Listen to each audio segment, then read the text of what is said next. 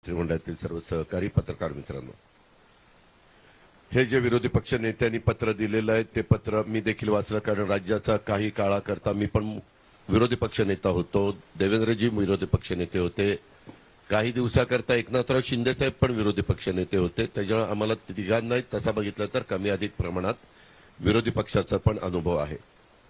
चहापान हे निमित्त असतं, त्या निमित्तानं सत्ताधारी पक्ष आणि विरोधी पक्षांनी चर्चा करून कोणत्या विषयाला आपण वेळ दिला पाहिजे, कोणता विषय त्यांच्या दृष्टीने महत्वाचा आहे, तिथं जास्त चर्चा घडून आणली पाहिजे, ह्याची चर्चा होते. आणि त्याकरता चहापानाचा खरं तर कार्यक्रम असतो. परंतु त्यांनी बहिष्कार टाकलाय. वास्तविक चहापानाच्या कार्यक्रमाच्या ऐवजी आमच्या लोकांच्या मनात असं आलेलं आहे की पुढच्या वेळेस यांना सुपारी द्यायचाच कार्यक्रम ठेवायचा, चहा पानाच्या पान सुपारीचा कार्यक्रम ठेवायचा. काय मला त्यांचं कळत नाही. तुम्ही बघा, 23 लोकांनी सह्या केल्यात, 23 लोकांची नावं आहेत, फक्त 7 लोकांच्या सह्या आहेत. म्हणजे नावं तरी टाकतात, मग 7चीच टाकायची होती. नावं टाकतात, ते लोक हजर नसतात. एवढं तर गांभीर्य या विरोधी पक्षाच्या सगळ्या सन्माननीय सदस्यांना आहे. आणि तुम्ही पण त्या सह्या बघू शकता. विदर्भात होत असलेल्या ह्या हिवाळी अधिवेशनाच्या निमित्तानं आम्ही महायुती सरकारच्या वतीनं विदर्भातल्या सर्व जनतेला आणि राज्यातल्या पण सर्व जनतेला मनापासून शुभेच्छा देतोच. परंतु जसं देवेंद्रजींनी सांगितलं की या अधिवेशनामध्ये प्रामुख्याने राज्य शासनातर्फे विदर्भाच्या आणि राज्यातल्या इतर प्रश्नांना, म्हणजेच मराठवाड्याच्या प्रश्नांना, जे प्रश्न खऱ्या अर्थाने नेहमी विदर्भामध्ये अधिवेशन होत असताना आपण चर्चेला आणतो, त्याला न्याय देण्याचा प्रयत्न हा सरकारचा राहणार आहे.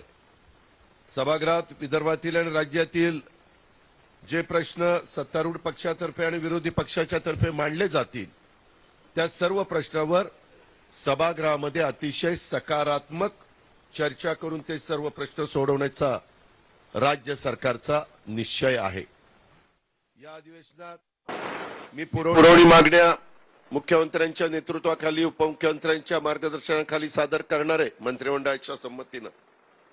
आणि पुरवणी मागण्यामध्ये आम्ही अतिशय समर्पक अशा प्रकारची उत्तरं देऊन सभासदांचं समाधान होईल असा प्रयत्न आमचा राहील. काही जर मागण्या यदाकदाचित कुठल्या राहिल्या तर पुढील अधिवेशनात त्या संदर्भामध्ये सकारात्मक भूमिका ही सरकारची असेल आणि सरकार त्या बाबतीमध्ये निर्णय घेईल.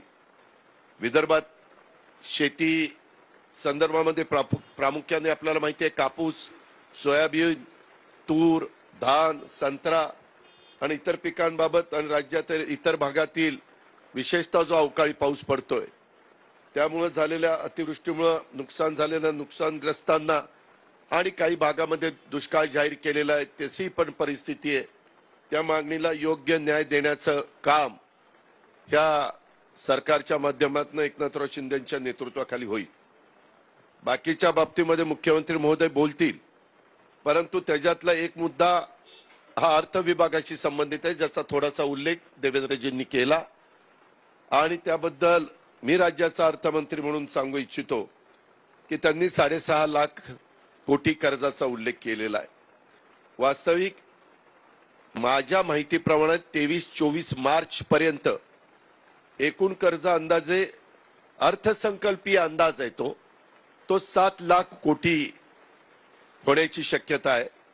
या वर्षी आपण 1,20,000 कोटीचं कर्ज काढू शकतो, जो रेशो केंद्र सरकारने ठरवून दिलेला आहे. आणि त्याचं अनुकरण बहुतेक राज्य करण्याचा प्रयत्न करत असतात. आपल्याला 1,20,000 कोटी जरी कर्ज काढता येत असलं तरी देखील आम्ही शिंदे साहेबांच्या नेतृत्वाखाली 80,000 कोटीचं कर्ज काढण्याचा आमचा अंदाज आहे, तसं आम्ही ठरवलेलं आहे. कर्जाची परतफेड, जे काही आजपर्यंत कर्ज काढलेलं असतं ते राज्य सरकारला द्यावं लागतं. त्याच्यामध्ये मुद्दल आणि व्याज धरून साधारण 53,000 कोटी रुपये आम्हाला त्याच्यातनं द्यावे लागणार आहेत. आपल्या राज्याचं ग्रॉस स्टेट डोमेस्टिक प्रॉडक्ट, ज्याला आपण GSDP म्हणतो, ते उत्पन्नाचं कर्जाचं प्रमाण 2013-14 मध्ये 16.33 होतं, 20-21 मध्ये 19.76 होतं आणि 23-24 मध्ये अंदाज आहे, आता 2 महिन्यांनीच मार्च 2-3 महिन्यांनी येईल, परंतु ते 18.23% म्हणजे सर्वसाधारण आम्हाला सूचना आहेत केंद्राच्या, ते 25%च्या आत असावं. आपलं 18.23% पर्यंत ते राहील, म्हणजे ते आपण अतिशय व्यवस्थितपणे हे करतोय, ज्याचा उल्लेख देवेंद्रजींनी केला.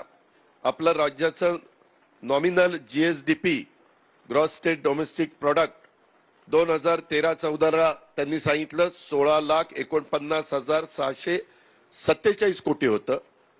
22-23 मध्ये गेल्या वर्षी 35,27,084 कोटी होतं. मित्रांनो, मी मुख्यमंत्री उपमुख्यमंत्र्यांच्या साक्षीनं सांगतो, 23-24 मार्च पर्यंत म्हणजे उद्याच्या 24 मार्चला ते 38 लाख कोटी रुपये होणार आहे. 38 लाख कोटी. आणि कर्जाचं प्रमाण हे FRBM, ज्याला fiscal responsibility and budget management act 2003 चा आहे, त्याला आपण FRBM म्हणतो. ते FRBM कायद्यानुसार जीएसडीपीच्या 3%च्या आत ते असावं. आपण हे प्रमाण पाळलेलं आहे. म्हणजे आर्थिक शिस्त महायुतीच्या सरकारनी पाळण्याचा काटेकोरपणे प्रयत्न त्या बाबतीमध्ये केलेला आहे.